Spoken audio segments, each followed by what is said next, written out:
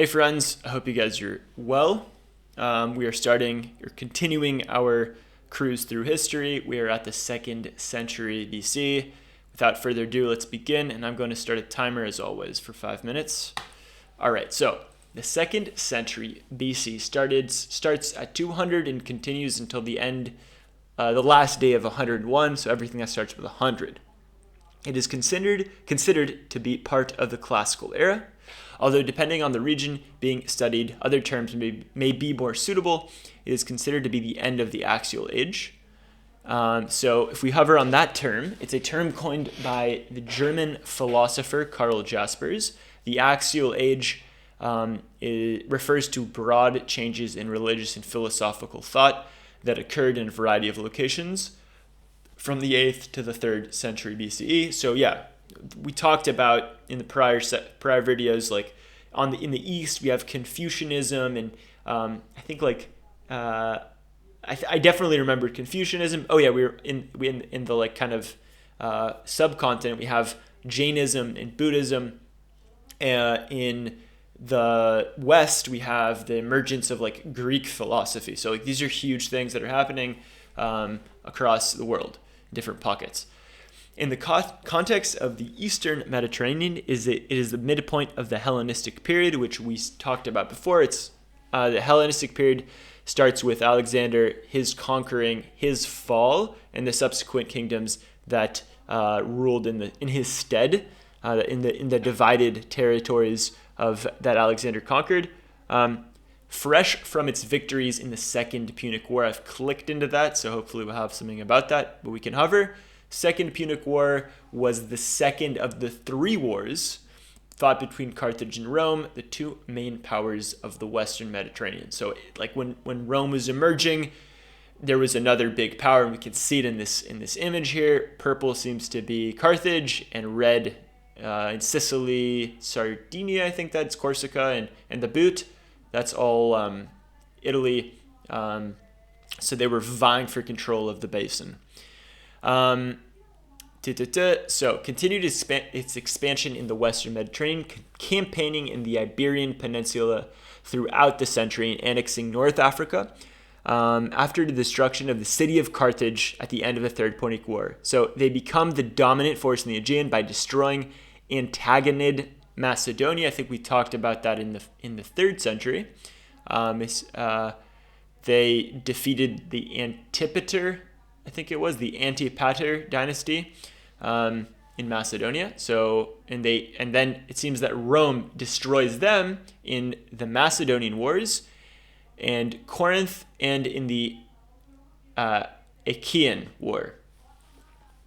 Wow. Okay. So I'm gonna click into this one because this is interesting. The Achaean War was at 146 BC, was fought between the Roman Republic and the Greek Achaean League, the alliance of like, it's like kind of old school Greece. It seems like all, the like different city states in the Peloponnese and in the Greek like heartland. So that's kind of the end of all like the kind of the Greek dominance there. So that's interesting and kind of pivotal in my opinion. So I'm gonna click into this.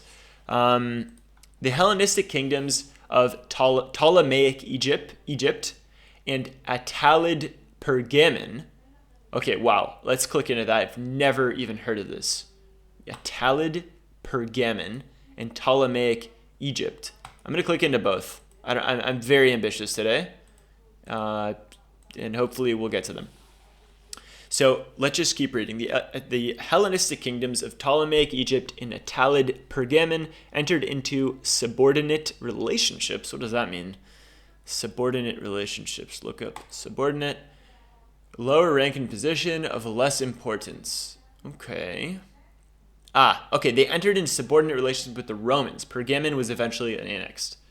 The end of this century witnessed the evolution of the Roman army from a citizen army into a voluntary professional force, which later scholars would misattribute to putative reforms by noted generals and statesmen Gaius Marius, the so-called Marian reforms. Okay, a lot in there, a lot to unpack, but what does putative mean? Putative, generally considered or reputed to be. Okay, so seems to be like some sort of discussion amongst scholars, like why this happened. But it seems like at least Wikipedia is saying that it's because of these Marian reforms, which is, I think this is pivotal. It goes from being kind of like, just a citizen army to voluntary professional, which we all, I think, hopefully have known that like the Roman force during like the Pax Romana was like this very professional thing. Amazing. Okay, so in the Near East, and I'm going overtime, in the Near East, the other major Hellenistic kingdom, the Seleucid Empire, collapses into civil war in the middle of the century, following the loss of Asia Minor to the Romans and the conquest of the Iranian plateau in Mesopotamia by the Parthian Empire. So basically, Seleucid, game over. They've lost the Levant to Rome, and they've lost kind of Mesopotamia to this Parthian kingdom. The Parthians, it seems, this is a 3rd century civilization. And we are in the 2nd, which is weird. I don't understand why I'm seeing a 3rd century civilization here. Also known as the Arsaid Empire, major cultural power centered in Iran from 247 to 224. Interesting. Okay, anyways, let's just move on. Outlying regions became independent kingdoms, notably the Hasmonean kingdom in Judea. So I've heard of this. Let's hover and maybe click into it. Open link in tab. We'll get there. But essentially it says Hasmonean dynasty was a ruling dynasty of Judea and surrounding regions during Hellenistic times of the Second Temple period, from 140 BCE, that's 2nd century, all the way to the 1st century, so 37. So this dynasty ruled Judea semi-autonomously with the Seleucids, and I guess under control of Rome.